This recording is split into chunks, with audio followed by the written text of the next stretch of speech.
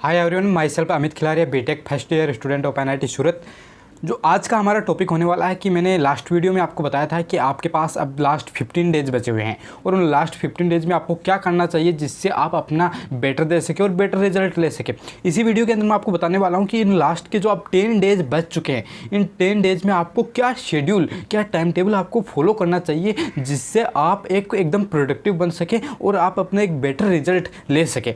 तो इसके लिए मैंने आपके लिए एक कंप्लीट शेड्यूल, एक कंप्लीट टाइम टेबल आपके लिए तैयार किया है। अगर आप उसको फॉलो करते हैं, आप अपने हिसाब से उसमें कुछ भी चेंजेस कर सकते हैं, लेकिन आप अप्रोक्सीमेटली इस टाइम टेबल को अगर फॉलो करते हैं तो लास्ट के 10 डेज में आप 100 प्लस या 120 के अप्रोक्स आप इजीली मार्क्स स्कोर कर सकते हैं अगर आपने पहले पढ़ रखा है। ये उन बच्चों के लिए बिल्कुल भी नहीं है जिन्होंने अभी तक बोर्ड की प्रिपरेशन की है और जेई के लिए अभी उन्होंने कुछ भी नहीं पढ़ा है, और जिन्होंने अभी तक जेई के लिए कुछ भी नहीं पढ़ा उनके लिए आने एक अपकमिंग वीडियो है जो आ रहा है, आपके लिए बने रहिएगा। तो अब मैं बात करता हूँ कि अब लास्ट के 10 डेज पढ़ते हैं और इन 10 डेज में हम किस प्रकार से अपने डे को डिवाइड करें। और ये डिवाइड करने की बात मैंने पिछली वीडियो में भी कर दी थी कि आपका डे का एक पार्ट आपका रिवीजन में जाना चाहिए और एक पार्ट आपका टेस्ट में जाना चाहिए। अब मैं बात करता हूँ कि आप किस शेड्यूल में आपको उठना है, कब सोना है, किस में आपको टेस्ट देना है, किस में आपको रिविजन करना है, किस में टेस्ट एनालाइज करता है, ये सब मैं आपको बताने वाला हूँ। तो अब हम मूव करते हैं अपनी स्क्रीन के ऊपर, जिसमें आप है कि लास्ट 10 डेज टाइम टेबल आपको, और मैंने यहाँ पे आपके साइड में लिख भी रखा है कि how to get 120 plus marks. अगर आपने पहले पढ़ रखा है, ऐसा कि नहीं बिल्कुल भी अभी तक आपने जेईई के लिए कुछ भी नहीं पढ़ा है, तो उन बच्चों के लिए बिल्कुल भी नहीं है।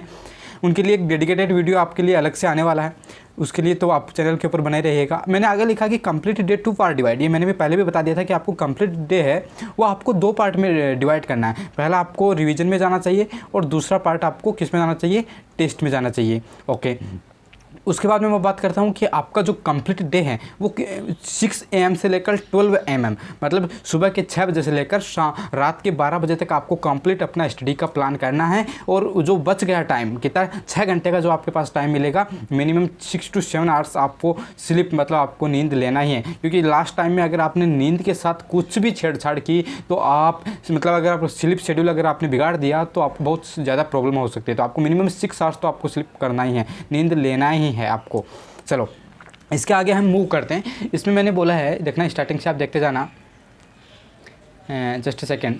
यहाँ पे देखना, आपको मैंने बोला कि वॉकअप, मतलब आपको मिनिमम अगर आप रात को 11:30 या 12 के लगभग आप सो रहे हैं तो आपको सुबह 6 बजे तो उठना ही उठना है। ये नहीं है कि आप 8-9 बजा रहे हैं, तो आपको 6 बजे आपको उठना है। उसके बाद में आपको मैंने लिखा है 6 to 7 AM complete daily routine. आपका जो डेली रूटीन होता है, फ्रेश नहाना वगैरह, जो भी ब्रेकफास्ट वगैरह है, वो आपको 6 से 7 मतलब 1 आवर आपको दिया गया है आपके डेली रूटीन के लिए, उसको आप कंप्लीट कीजिएगा। अगर आप इस टाइम टेबल को एकदम बढ़िया तरीके से फॉलो करते हैं तो आपने अभी तक कुछ पढ़ रखा है तो आप इजीली 120 प्लस मार्क्स स्कोर कर सकते हैं। ये कोई बड़ी बात नहीं है। अगर आप इस शेड्यूल में आप कुछ थोड़ा बहुत चेंज भी कर सकते हैं।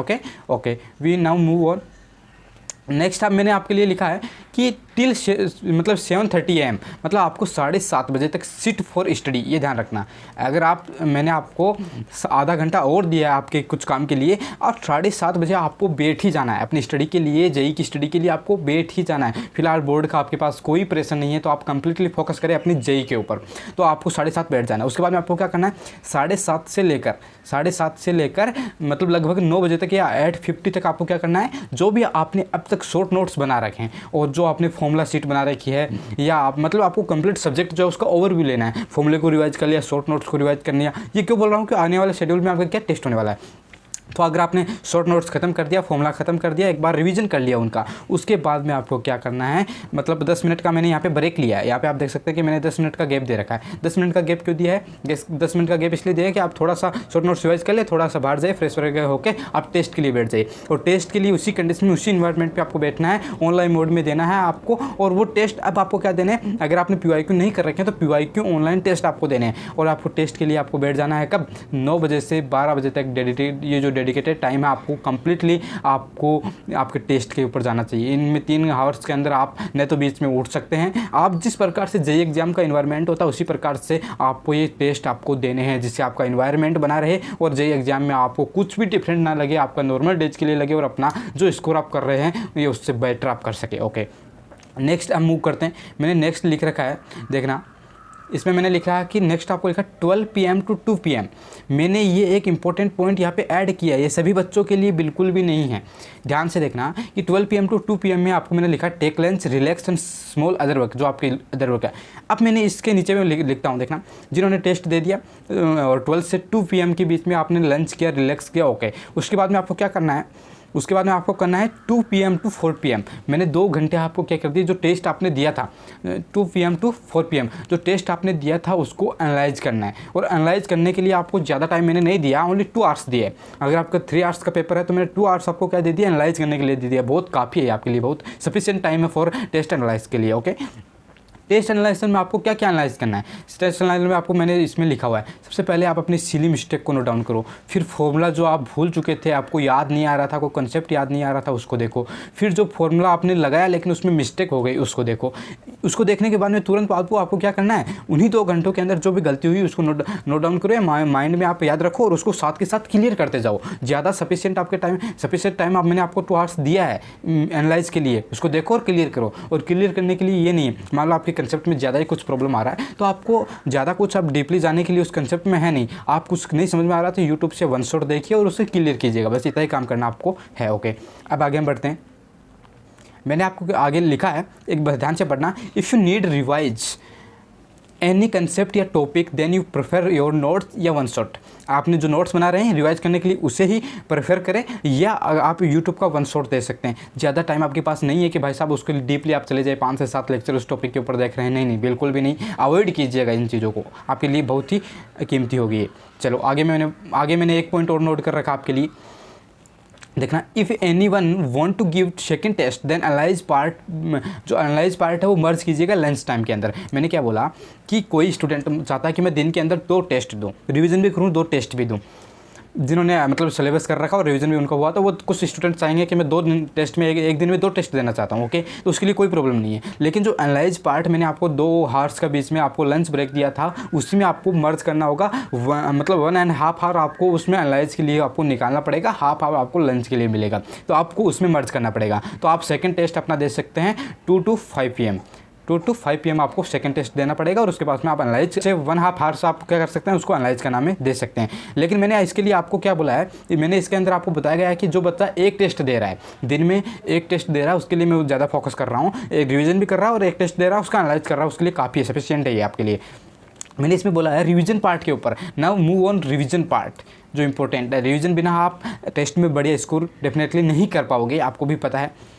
तो अब देखते हैं, मैंने इसमें बोला रिवीजन पार्ट में मतलब 4:30 PM to 6:30 PM chemistry revision. अब मैंने आपको कुछ लिखा केमिस्ट्री फिजिक्स, आगे पीछे आप अपने हिसाब से चेंज कर सकते हैं, ये आपके लिए कोई स्ट्रिक्ट रूल नहीं है कि आप इसी को फॉलो करें, आप according to you can change, okay. अब हम बात करते हैं मतलब 4:30 टू 6:30 आपको केमिस्ट्री रिवीजन हो गया, 6:30 टू 7 PM आपको हाफ आवर ही मैंने आपको डिनर के लिए दिया है, क्योंकि भाई साहब अब आपके पास ज़्यादा टाइम रहेगा नहीं गप्पे सप्पे लगाने के लिए, तो आपको डिनर के लिए मैंने आपको हाफ आवर दिया है। हाफ आवर के बाद थोड़ा सा आप टहल लीजिएगा खाना खाने के बाद, और उसके बाद में आपको क्या करना है 7 to 9 PM अपनी फिर से अपनी स्टडी शेड्यूल पे आना और फिजिक्स रिवीजन के ऊपर चलना है। उसके बाद में मैंने बोला कि 9 to 11 PM आपको मैथ रिवीजन के लिए, मतलब आपको PCM इस सब्जेक्ट को मैंने 2 आवर्स रिवीजन के लिए आपको दे दिया गया है after test and test analyse के बाद में मैंने आपको दिया है, ओके।